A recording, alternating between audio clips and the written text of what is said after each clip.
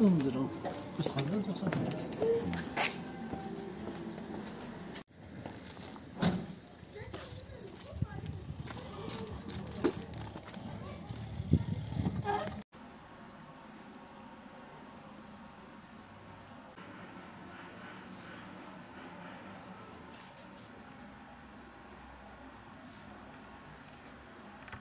Malatya Umut Kervanı olarak diğer aylarda olduğu gibi Ramazan ayında da yardım çalışmalarımıza hız kesmeden devam ettik. Malum pandemi nedeniyle sokağa çıkma yasağından muaflık için valilikten izin alarak muhtaç ailelerle hayırseverler arasındaki yardım köprüsünü açık tutmaya çalıştık.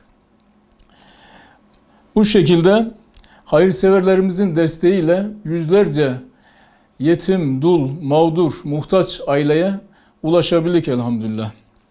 Ramazan umut olsun sloganıyla yaptığımız yardım çalışmaları sonucu 203 muhtaç aileye 36.050 TL değerinde alışveriş çeki ve gıda kolisi yardımında bulunduk.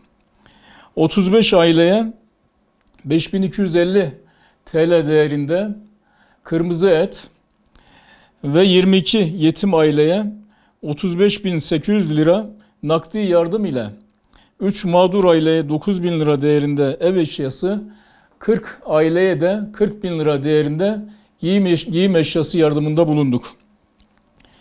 Malatyalı hayırseverlerimizden beklentimiz yetim, mağdur ve muhtaç ailelerimize desteklerinin sadece Ramazan ayında değil, diğer aylarda da devam etmesi ve bu hususta hassasiyet göstermelerini talep ediyoruz.